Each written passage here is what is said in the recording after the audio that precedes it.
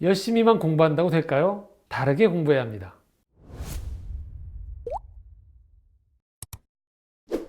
안녕하세요. 필름포럼 대표 성현 목사입니다. 자, 한국의 부모님들이 이런 생각을 많이 하시거든요. 열심히만 하면 된다. 공부도 일도. 근데 이런 사실 아세요? 우리나라 아이들이요, 학업 스트레스가 50.5%, 세계적으로 가장 높지만 행복지수는요 OECD 국가 중에 가장 낮다는 거예요. 자, 만약에 학업 스트레스가 1위고 행복지수가 꼴찌라고 할 때 과연 이걸 어떻게 설명할 수 있을까요? 행복하지 않은 열심만으로는 이 급변하는 세상 속에서 우리가 어떻게 살아갈 수 있을지 한번 고민해 보셔야 되지 않을까 싶습니다. 그래서 오늘 권하는 이 책은요, 이 변하는 세상 속에서 어떻게 하면 능동적으로 대처할 수 있는지에 대한 교육에 관련된 책 한 권을 소개해드리고자 합니다. 바로 이 책입니다. 틀 밖에서 놀게 하라.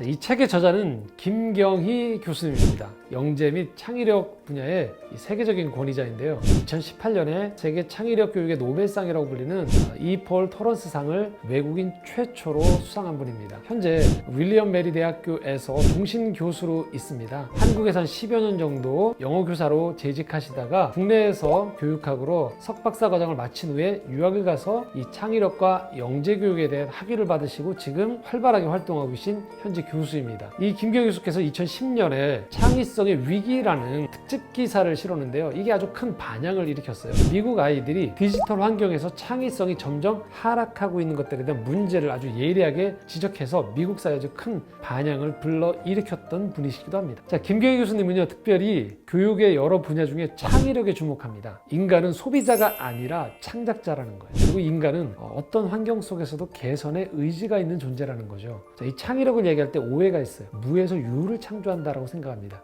그게 아니고요. 기존에 우리에게 있었던 지식이나 기술들을 잘 활용해서 더 나은 것, 다른 것들을 만들어 나가는 힘을 말해요. 자, 그리고 창의력은요, 타고난다기보다는 길러진다라고 이야기합니다. 그렇기 때문에 이 창의력에 주목을 해야 된다는 것이죠. 자, 우리의 문제는 근데 뭐냐? 어려서부터요, 이 수직화되어 있고 서열화되어 있는 것에 익숙해 있다 보니까 경직되는 거죠. 한번 돌아보면 이런 생각들, 이런 표현들 쓰실 거예요. 아이들을 향해서 참 착하다. 자, 언제 이런 말 했을까요? 주로 부모나 선생님, 그 말씀들을 잘 듣는 아이들, 사고 치지 않는 아이들을 우린 착하다고 표현해요. 자, 그런데 과연 그런 방식의 무난한 아이, 서열과 질서만을 잘 지키는 아이들을 통하여서 세상이 변화할까요? 아니, 그 아이들이 과연 행복할 수 있을까요? 그것을 우리는 물어봐야 됩니다. 이 획일화 속에서 우리는 점점 불행해지는 것이죠. 김경희 교수는 말합니다. 세상을 이롭게 하는 혁신가들, 또 많은 노벨 수상자들은 높은 지능의 소유자라기보다는 뛰어난 창의력을 가진 사람들이라는 거죠. 그래서 우리에게 필요한 것은요, 자기에게 처해있는 환경을 극복해 나아가면서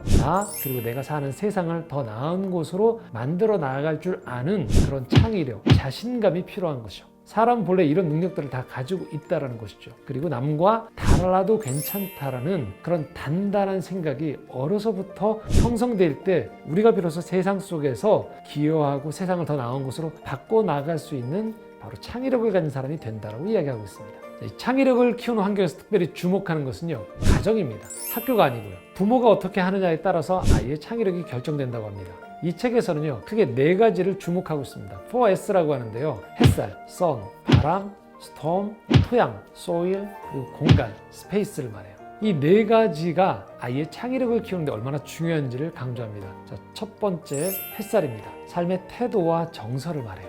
김경희 교수는 이렇게 얘기합니다. 밝은 아이는 자신과의 싸움에서 이길 줄 안다라는 거죠. 자, 어려서 아이가 친구랑 별로 사이가 안 좋은 일이 발생했어요. 그래서 엄마에게 얘기하는 거예요. 친구랑 놀기 싫다고, 날 무시하는 것 같다고. 그때 부모가 무의식적으로 이렇게 얘기하면 안 된다는 거예요. 자, 친구랑은 사이좋게 지내야지. 그럼 아이는 세상은 내 마음도 몰라주는구나. 그리고 싫어하는 친구랑도 그냥 좋아하는 척 해야 되는구나 라고 생각이 쉽다라는 거예요. 그럴 때 이렇게 질문해야 된다는 것이죠.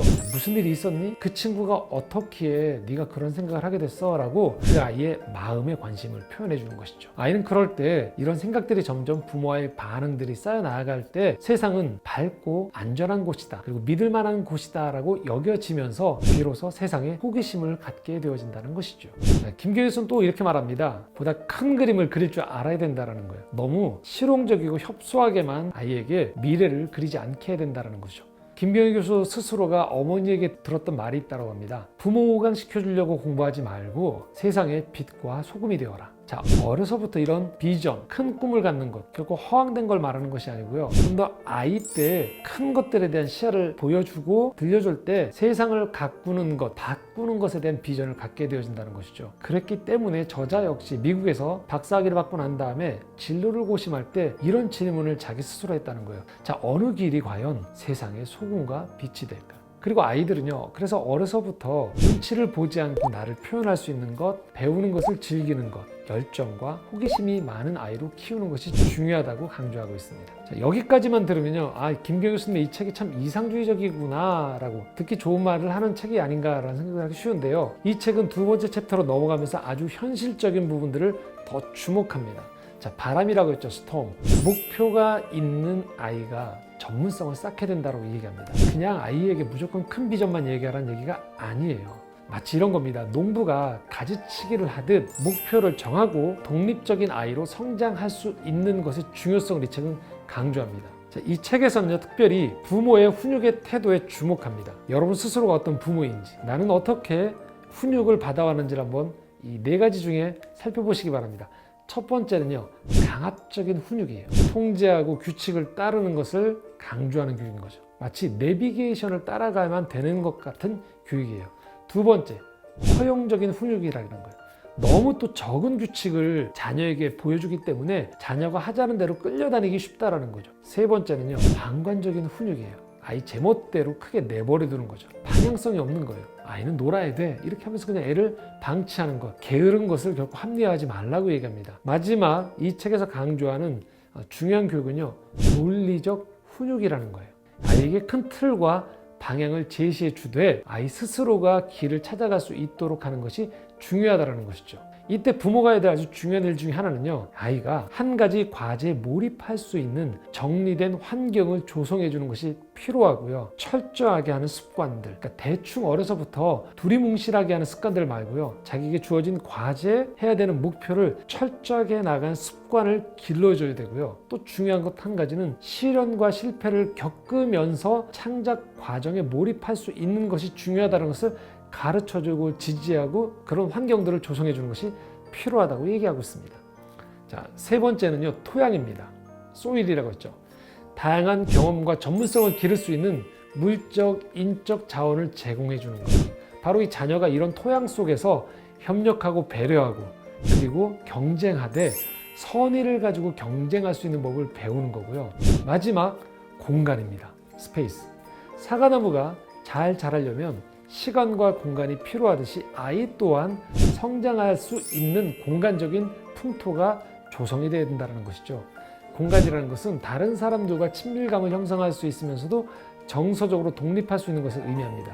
그러기 위해서 부모들은 자녀들과의 관계 속에서 그런 환경 속에서 감성, 공감, 또 자기 주도, 그리고 튈 수 있어야 된다는 거예요. 의미심장한 이런 얘기를 하는데요. 자, 모든 색을 다 합치면 무슨 색깔이 될까요? 검정색이라는 거예요. 모든 걸 다 섞으면 아무 색도 안 나온다는 거예요. 자기만의 색깔을 가지고 선택과 집중할 수 있는 태도를 기르는 것이 중요하다고 이야기합니다. 자, 이 책의 후반부에서는요, 틀 안, 틀 밖, 세 틀, 인박스, 아웃박스, 뉴박스라는 그 다음 도약하는 아주 중요한 교육적 단서를 제공합니다.